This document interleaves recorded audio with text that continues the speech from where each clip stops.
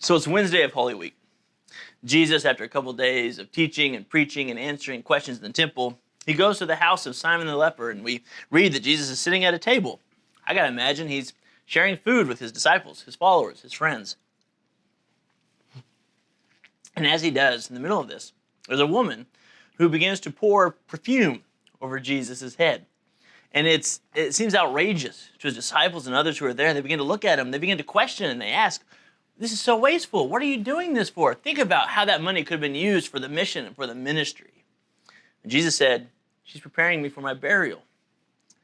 You know, the disciples, they're so disturbed by this, at least one of them is so disturbed, that later that day, he goes and he asks some of the religious leaders, how much would you give me if I betrayed Jesus?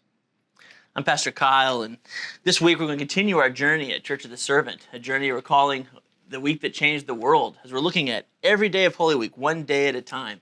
And this week we come to Wednesday, a dark day in which one of Jesus' followers decided it was time to betray Jesus.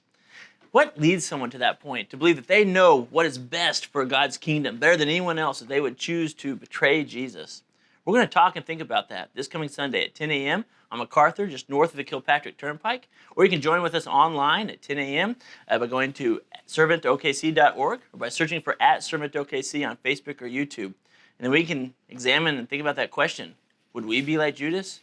Would we question Jesus and his ministry?